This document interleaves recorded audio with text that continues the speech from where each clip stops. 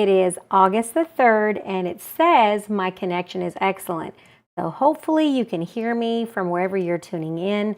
I see several people have already jumped in. Sue was the first one. She's from Georgetown. I'm from Georgetown too. My name's Yvonne. For those of you who are new to the channel, it is 6 o'clock and we are starting on month 2 of My Favorite Things. So this is an applique series. And in this series, I'm going to be teaching you how to make a variety of applique blocks. And I'm also going to focus on a quilt as you go. So if you've never done quilt as you go, this is your series to follow. All right, friends, so let's go ahead and get started and let me show you the supplies we're going to need today. All right, if you have not been to my channel before, you have a pattern page, and it's always at www.jellyrollclub.com. Let me share my desktop and take you there. So my website looks kind of like this. And then when you get there, you're going to find the page that says My Favorite Things. You can also see all of our other previous projects, and we're starting to get quite a few. So My Favorite Things has a Get Started video, and today here is the handout link. So when you click on it, you should be able to open something that looks like this, and it'll tell you what the supply list is for one block. And you see there's the little sewing machine block. We're going to be making just the block. We're not going to add this sashing over here. I call them setting strips, because you have to decide, and I'm going to zoom in, you have to decide what color and which direction you're going to lay your blocks. Because see, some of them have the setting strips across the top, and some of them have the setting strips across the bottom. So you're going to have to wait until you finish your blocks before you decide. Or if you want to start laying them out, you can go ahead and do that. But this is just the basic layout, and I showed you what that looks like. Now, if you want to make the quilt as you go wall hanging, those squares are going to be 10 by 10 for your applique, and they're going to be 11 by 11 for the backing. So if you're planning on doing a quilt as you go wall hanging, that's going to be a totally different construction, and I will show you that next time. Today I'm going to focus on the blocks that you need for this quilt, which is 64 by 86, which is like a nice twin size. If you want to look at what the quilt as you go looks like, you go back to here. And this is what the basic quilt as you go square looks like, and that's a 50-inch. So you decide if you want to do the quilt as you go, wall hanging, or if you want to go ahead and do the bed size quilt. That's up to you. So in this club, you can do whatever you want. There are no rules, and you just do whatever you want to do. All right, does anybody have any questions about the project? Please put them in the chat. I will be asking you questions. I will check the chat every so often to see who's with us and see if you have any questions. So far, I see Lucy, I see Zakaya. Is it Zakaya? Hi, Zakaya. And then I see Carolyn, and several other people have already jumped in. All right, let me show you the supplies. And this is for the method that I'm going to be using, which is Fusible. All right, let me show you my two cameras. So the first thing that you should have is the pattern that looks like this, My Favorite Things. I've made this in a grayscale. So this was teal in the original mock-up, but I've converted it to grayscale, and I've already started with the outline. So the first thing that I do is I grab a Sharpie. You're going to need a Sharpie. If you have a micro, like a Pigma Micron, I'm using a size 10 because it has a big chunky tip on it. I'm going to be using, this is a permanent archival ink. A lot of people use this to make their quilt labels, but I'm going to be using it to draw some lines on there that I want to sew with a satin stitch or a heavy zigzag stitch later. So we're going to be using this pen, and it's permanent. The next thing that I want to do is I want to show you the second sewing machine. So you have the option. In this quilt, I have 2 sewing machines. You can pick a more modern one. If you don't like either one of these, go on the internet and find yourself some clip art that you like. But I typically make them dark enough that you don't actually need a light box. So if you lay that right there, you can hold that up to a window and see. And you're going to want to reverse that image if you're doing Fusible, just like I did. So, all right, friends, let's get started. I'm using Pellon 805. It looks like this. It's called Wonder Under. You can buy it just about anywhere, Amazon, Walmart, a lot of places. But this is my favorite because it doesn't leave any gummy residue on my needle. And so I use it. It's very ultra lightweight. All right, the other thing that I have is a scrap of teal. This is, you know how when you start cutting fabric, you have like this weird little piece on the end of your yardage. Sometimes it's not quite even, so it's not a real jelly roll, but it's just a piece of scrap. And so I'm going to use that for the bottom of my sewing machine and for some of the accents. I'm also going to be using a little bit of aqua fabric for the sewing machine itself. I thought this cute little calico with little flowers would make a cute sewing machine because this is my favorite things, and it has that dark teal. The other thing that I'm going to use is background fabric, but let me talk to you guys about this background fabric. This has been pre-shrunk. I haven't washed it, and by that I mean that I have spritzed it with a ton of water and ironed it with a hot iron. And what that does, you can actually watch your fabric kind of shrink. It's not washed, but it's pre-shrunk. Now, this is a tone-on-tone fabric, so let me show you what that looks like. So if you can see that, it has this little kind of print. It's like a cream color, but it has this little stamped white stuff on it. And if you've ever used tone-on-tone fabric, sometimes when you press things a lot, this kind of flakes off. So when I buy tone-on-tone fabric, I never use the front. I like to use the back. And so you can still see the print on the back. It comes through, but it doesn't have that same level of wear and tear that using that tone-on-tone fabric. So if you've ever purchased tone-on-tone, you know what I'm talking about. All right, so that's what I'm going to be using for this particular block. And so let's go ahead and get started. All right, so you can see I've already started tracing. One of the things about drawing, if you've never had an art class, is that you move your arm in a way that's natural to your wrist. You never bend your wrist or hyperextend it. So I always kind of angle my paper and I turn it so that my wrist is never super hyperextended because it's just not good for your wrist. I'm showing you how to do this in a way that's ergonomic. And so you're turning your paper, not your hand, whenever you're drawing or sketching like this. And so I'm using this nice brand new Sharpie. And if you use regular copy paper, this is 8.5 by 11, then it should be just fine. If you're in another country, if you're like in Europe or Australia or another country and you have A4 paper, just print it so that it fits your paper. So it's called shrink to fit. It's the setting on your printer. So if you will do that, it should fit just fine in an A4 paper. All right. So now that I have it, I'm going to give it a second and let it dry. I see a few more people jumping in there. Welcome. All right. If you happen to have a light box, you don't need to trace it, but if you don't have a light box, this is the easiest way to do it. Then you just lay this on top. And you start tracing. I always lay it as close to my edge as possible. And I get it so that I'm wasting the least amount of Fusible because I don't like wasting my Fusible. I don't know about you guys, but I don't like wasting it. All right, and so I'm going to use a regular ink pen or a pencil, like a graphite pencil. So either way, that'll work. Just don't use something that erases because you need to be able to see this line. So I'm just going to use a regular ballpoint pen, a big fat point on that. And then I'm just going to trace it. And like I said, be kind to your wrists over time. Your hands can kind of take a beating from doing repetitive tasks. So just give them a break. And I'm going to come here. And I'm going to do all of this in my background color. All right. For those of you who are new to Fusible Web or don't like using Fusible Web, tell me what your favorite method is. I know some people like needle turn, and other people prefer to use other methods. But this is one of my favorite methods.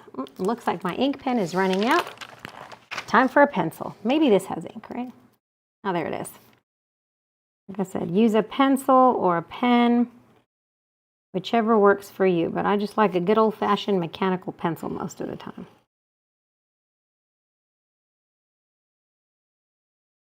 All right. So once I get that down, I'm doing all the way outside. And I try to give you lines on this pattern that are not too difficult to trace or to sew. You have too many little tiny lines, it makes it difficult to sew. But there we go. That pencil, I'm going to curve that to make sure that it shows up the way I want it to. And I'm going to come this way. All right. So now that I have this, I can go ahead and just trim it out. Don't use your good scissors for this. Use your inexpensive scissors. So let me grab my cheapy paper scissors. I always keep a pair in my sewing room that I call the cheapy paper scissors. And those are scissors that I can use for this task. And if somebody wants to borrow them, they get this one. They never get my nice gingers. I always give them this.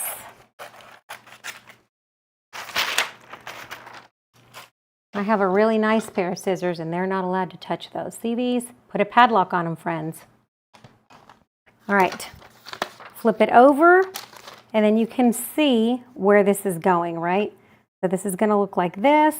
And then I just need to make sure that I have made this the correct width. So this right here is not quite as wide as it should be. So I'm just gonna come over here and make sure that I come down and I have that area straightened out, right? So I just make sure that I have that on the bottom. So now that I know what it looks like, then I'm going to go ahead and I'm going to trim any excess. Why do I trim this excess? I leave about a 1/16 of an inch all the way around, maybe a little bit more than that, because I don't want to put glue all over my fabric because that ruins my scraps. And so I'm just going to have just enough to cut this out and make my design. All right, if you are new to the channel, what I'm doing is I'm using something called Pellon 805, and I'm tracing over my sewing machine because I need the reverse image. So whenever you're using Fusible, you're working in reverse. So no matter what it is that you're doing, because I'm tracing this and I'm gluing it to the back of my fabric, I'm going to need to do it in a mirror image, because if I don't, my sewing machine is going to be the wrong way. So instead of showing up this way, my sewing machine will end up looking like this. Okay? And that's why I'm tracing the back side. So let's go ahead and let me show you what happens next. So now that I have this, I'm going to heat up my iron. And I'm going to get my little handy dandy woolen mat.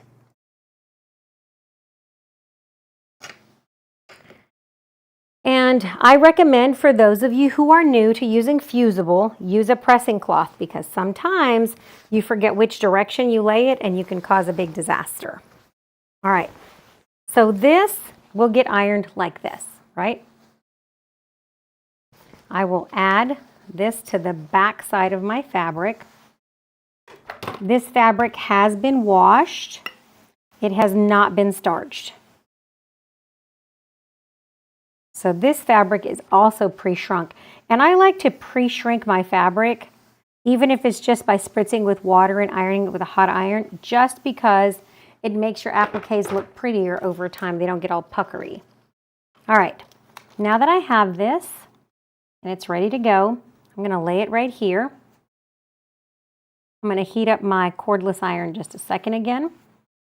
And so now that I have it right here, I'm gonna go ahead and press it.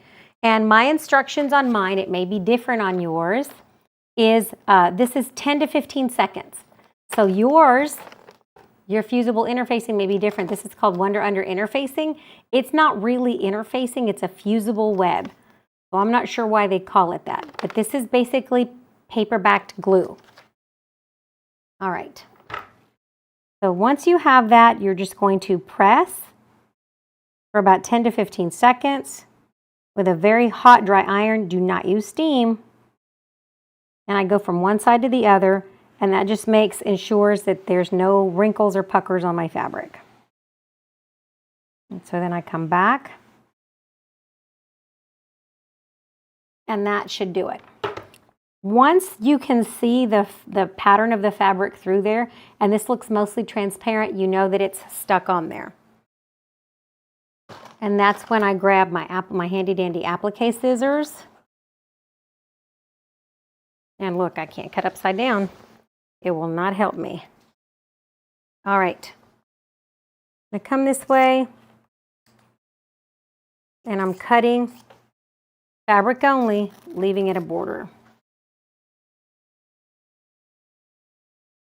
All right, I'm going to move this fabric out of my way. And now I can start cutting it nice and neat all the way around. I have a couple of different kinds of scissors that I like for this process. One of my favorite is this one, and these are micro serrated. So they don't require sharpening, but they stay very sharp and they grip the fabric.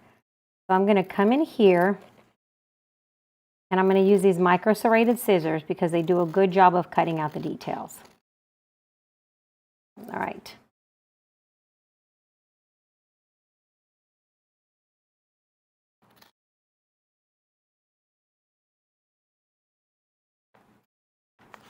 And then I'm just going to trim. You can trim right on that line or just outside of the line. Just make sure that you are leaving some of that fusible web all the way to the edge.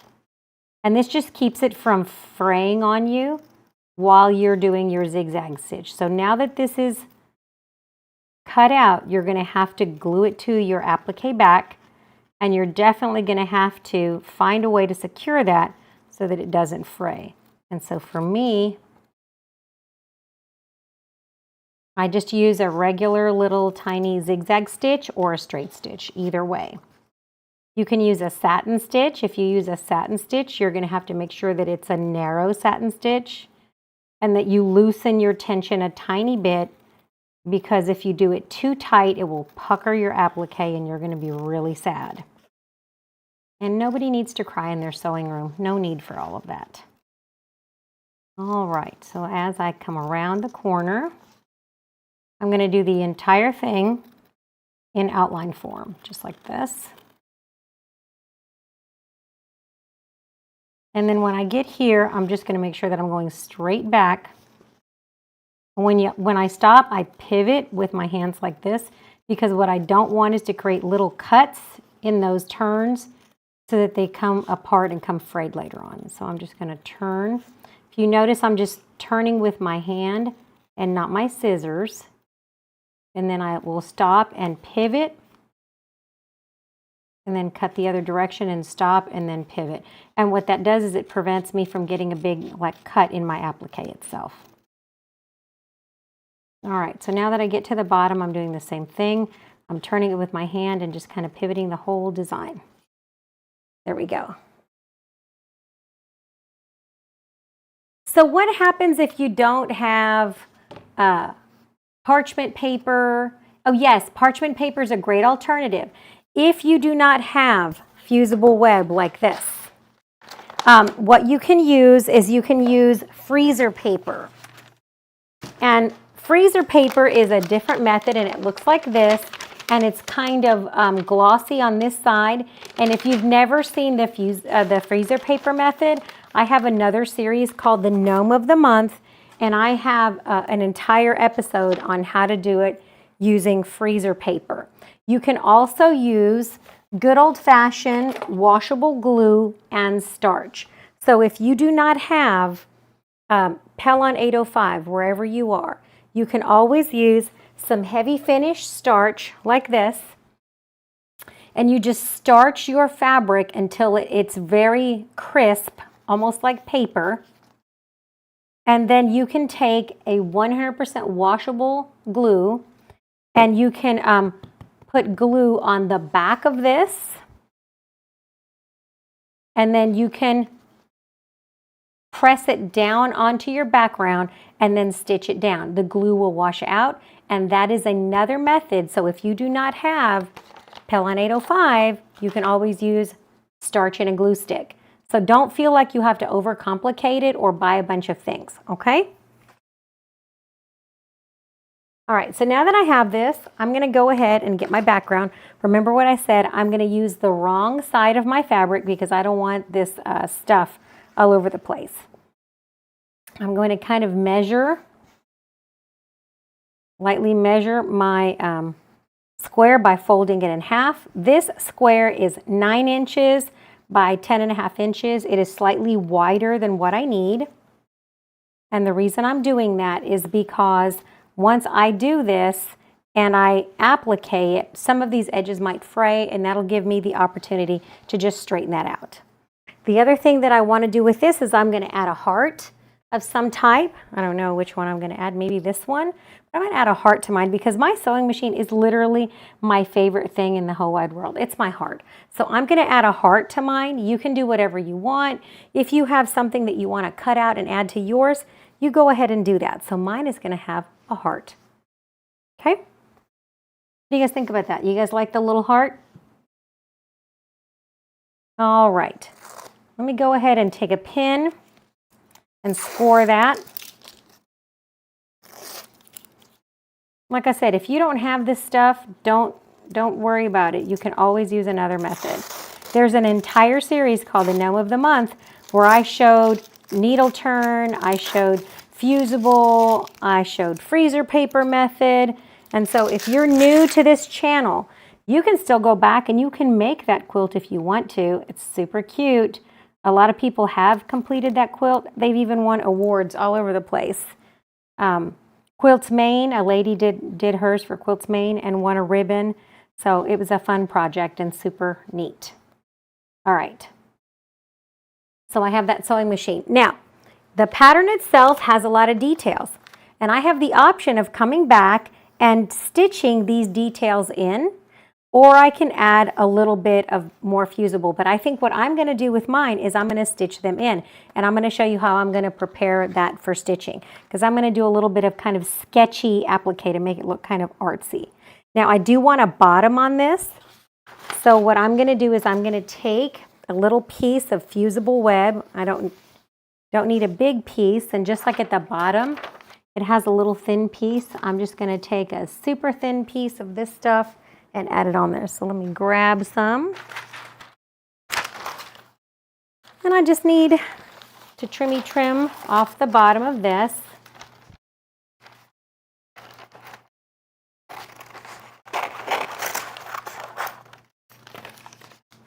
And I just need enough to go across the bottom. That's not quite enough, but I'll use this piece right here. And so what I'm going to do is I'm just going to trim like this, and I'm going to use my ugly scissors to trim a piece like this.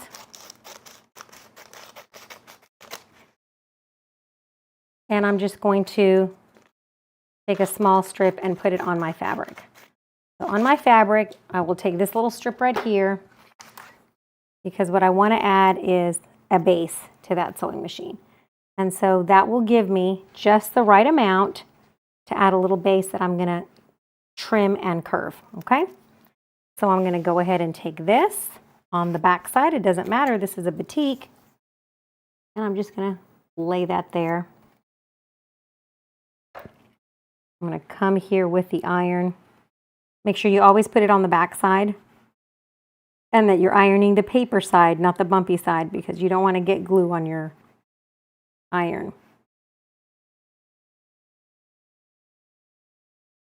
All right.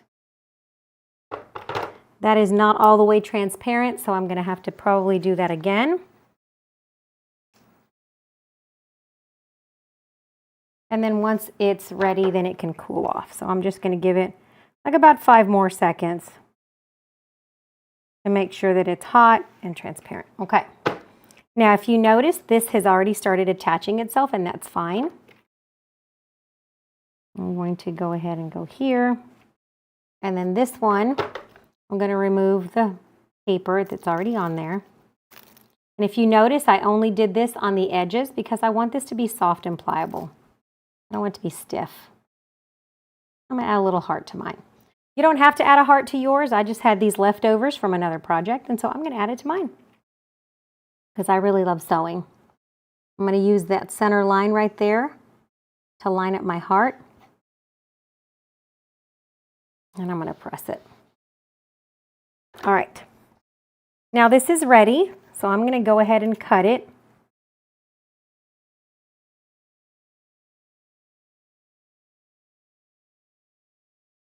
I'm going to cut a little strip.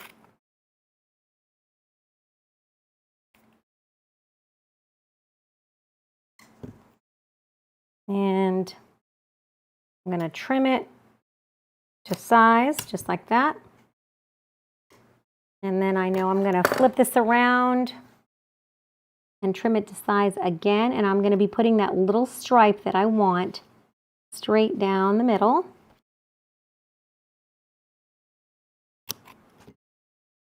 I'm going to curve these edges just a tiny bit, like that.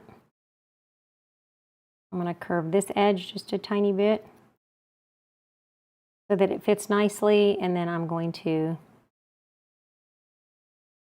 trim just the fabric off that edge, and I'm going to lay it down. All right, once I have that, I am ready. I can take a little sewing pin and score that so I can remove it, because it's really hard to pull off of there if you don't score through that paper. All right, make sure you put it paper side down. Again, I'm going to lay that across the bottom, and I'm just going to add a stripe to the bottom of my sewing machine like this. I think I'm going to improvise today. I like this better than the thick stripe at the bottom. So I think I kind of like it like this. And I like how that's turning out. I think for the two circles, I might do 2 buttons. I haven't decided yet. So maybe I'll do a button. All right. Since this is called my favorite things, you're going to make it your favorite way. So it doesn't matter. But I think that this sewing machine with a little heart above it is going to be cute. All right. So now that I have it, this is what it's looking like. So now I still have the details that are missing. And so I want to make sure that I put all of the details that I want on here using that Micron Pigma pen. So what I have here underneath is a flat little light box. And so my light box is just this little tiny thing. I didn't pay a whole lot for it. I think I paid like $14 for it. But if you don't have a light box, you can always use your quilting ruler, and you can lay it on top of a shoebox, and you can put some holiday lights, and it'll create a light box for you. So if you don't have one, don't go out and buy one. It's not necessary. Okay, so for this, I'm going to take and I'm going to lay my pattern under here, and I'm going to lay this right on top. And the reason I'm doing that is because I want to transfer some of these details over to my piece. So one of the things that I want for sure is I want to be able to do some sketchy lines. So if you notice, this has like these lines on the machine. So I'm going to transfer a few little sketchy lines to my sewing machine. So the first thing that I'm going to draw is I'm going to do this little sketchy line because I'm going to do this with thread. And so I'm going to draw this little line that comes down like this because I'm going to be doing that with thread. And then I'm going to also do a needle that looks like this on my sewing machine because that's how I want that. I'm not going to transfer this part because I don't think it's necessary to have like this, I don't know, it looks like a darning foot.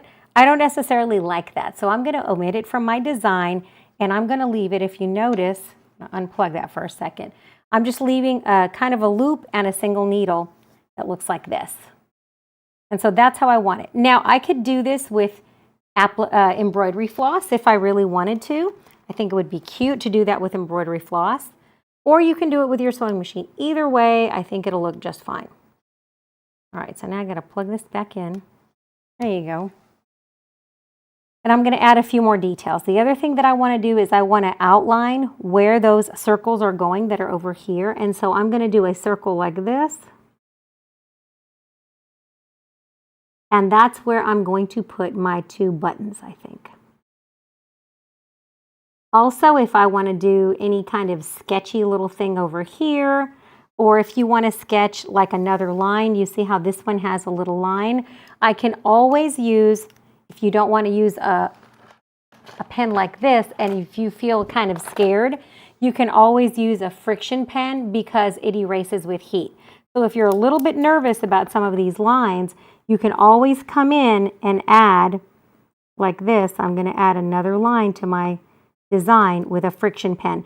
And this way, when I sew it and then I give it one final press, it'll erase this line. That way, if my sewing is not perfect or my line is not perfect, then I don't have to worry about what happens. All right, so just like that, I'm adding that detail right there. Let me move that, and I think that mine is going to be ready for sewing. So if I want to add any details to here, so let's say I want to come in and do like a little kind of curvy line, just to kind of give it some shape, I can do that kind of stuff. And so I can start adding details, right? I'm going to make these maybe a little bit bigger. I haven't decided yet, but if you wanted to, you could just make that a little bit bigger. And if you have a tool that's a circle tool, you can do that. Or you could even use like a spool of thread. If you have like a spool of thread, like this is my Gutermann thread that I don't use for quilting because it's polyester. This is for mending. You can always just kind of lay something like that that's the same size and just kind of trace around it. And this is a friction pen, so this will go away.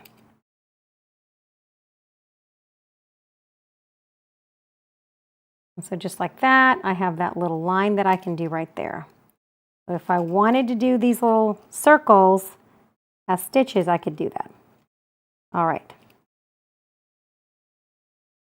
And just like that, I have my two little buttons.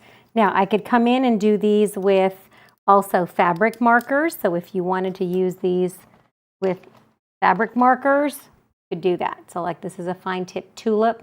You could do that as well. But it's up to you. You can decide how you're going to do that. I'm going to come in with some embroidery floss. I'm going to add some details, and this is how I'm going to finish block 1. Now, you have the option to do this little sewing machine for your sewing machine 2, or you can do a serger if you like doing the serger. So if you want to do that, you can. All right, so yeah, I think I'm definitely going to put buttons for mine. So right here where this is at, I'm going to do buttons. And so since I have a friction pen that I did, I can just go like this, and those lines are going to get erased, and I can go ahead and leave that as where I'm going to put my buttons. All right, everybody, that is it. This is block 1. You're going to have to make 1 or 2 sewing machines if you are doing the full-size quilt. Let me show you my desktop again. So I'm going to share that. If you are doing the full-size quilt, your handout should show you what it looks like. And so you can see here, there's a sewing machine right here in this segment. And I just put kind of any old little sewing machine. This is the one I'm working on right now, or you can replace this one with the vintage machine. But I have 2 sewing machines. I have 2 rotary cutters. I have a giant pin. I have all kinds of things in here, and you can substitute anything that I give you for one of the things that you love. And so you can decide. All right, friends, I'm going to look in the chat to see if there's any questions I miss. And let's see what I have. You guys are just saying hi to each other. Oh, and somebody says, oh, you guys are putting up your fresh canned vegetables. Yum, that sounds fabulous. All right, everybody, I like how this is going to look. If you want to know a different method for applique, I can show you a different method, but this is how my block is looking. And I think this is going to be one of my favorite quilts. And I'm making this one for me, not for anybody else. All right, everybody, work on your sewing machines. When you are done, you can either satin stitch around that or you can straight stitch. I'm going to add some embroidery floss to that. I think I might even use metallic silver for my needle. So I may use a little bit of metallic silver and sew that so that it looks kind of shiny. But that's up to you. All right, everybody, that's it. We have another episode of My Favorite Quilts, and the next one is September 7th. So if you will come back on September 7th, I will show you my finished quilts. And in between, I'm going to try to add some shorts as soon as the school year kicks off, because I am a school employee. As soon as school kicks off, I'll get a little bit of time and I'll put some shorts on the channel that show you how I do the details on here. All right, everybody, have a wonderful week. It is 6:34, and that is all that we have for now. Please, if you have not watched episode 1, go back and watch episode 1. If you love my channel, share it with your friends. Give it a thumbs up just so that we can get the algorithm recommending our channel to other people. And as always, this channel is free for you. So I hope you enjoy it, and I hope you're going to make one of these quilts. All right, friends, I see you guys on the next season. Bye-bye. Bye, everybody. Have a wonderful, wonderful week.